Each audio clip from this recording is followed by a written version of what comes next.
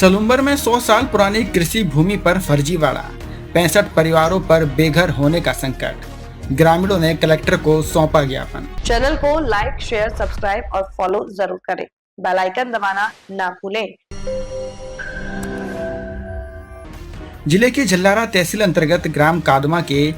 निवासियों ने अपनी पुश्तैनी कृषि भूमि को फर्जी दस्तावेजों के जरिए हड़पने का गंभीर आरोप लगाते हुए जिलाधीश महोदय को एक विस्तृत ज्ञापन सौंपा है।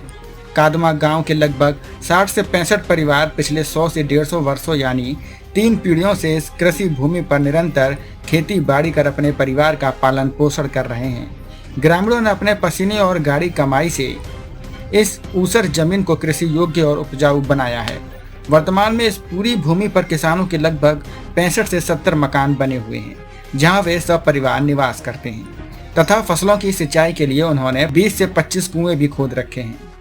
मामले का खुलासा तब हुआ जब ग्रामीणों को अज्ञात सूत्रों से जानकारी मिली कि भू माफियाओं ने गुपचुप तरीके से फर्जी दस्तावेज तैयार कर 13 जुलाई 2026 को कोलकाता स्थित company D memorial finance and investment private limited के नाम से जमीन की फर्जी खातेदारी और रजिस्ट्री करवा ली है। ग्रामीणों का स्पष्ट दावा है कि पिछले 150 वर्षों के इतिहास में इस कथित कंपनी का कोई भी प्रतिनिधि ना तो कभी मौके पर आया और ना ही किसी ने कोई कृषि कार्य किया। आरोप है कि पंजीकरण अधिकारी द्वारा बिना किसी मौका निरीक्षण और बिना उचित प्रक्रिया अपनाए ही यह अवैध पंजीकरण जारी कर दिया गया।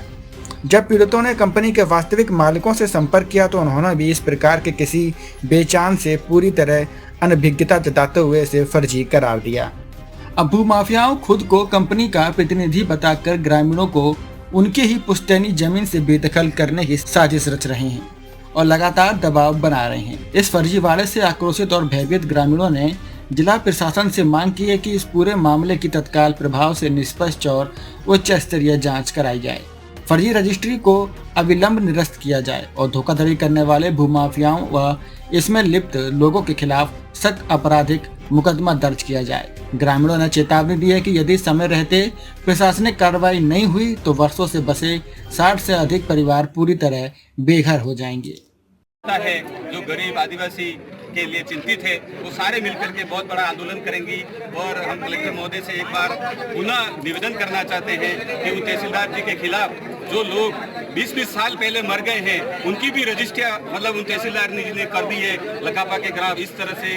मतलब भ्रष्ट अधिकारी के खिलाफ कानूनी कार्रवाई होनी चाहिए, उनके खिलाफ 420 का मुकदमा दर्ज करना चाहिए और प्रशासन अगर उनके खिलाफ मुकदमा दर्ज नहीं कराता है तो हम कोर्ट और उसका सहारा लेंगे, जिसमें आपको भी घसीटेंगे और हम आपको भी ये अवगत कराना चाहते हैं कि आपके अधीनस्थ कर्मचारी इस तरह से भ्रष्टाचार कर रहे हैं। पटवारी भी भूमाफियाओं के साथ मिलकर काम कर रहे हैं, तहसीलदार भूमाफियाओं के साथ मिलकर के काम कर रहा है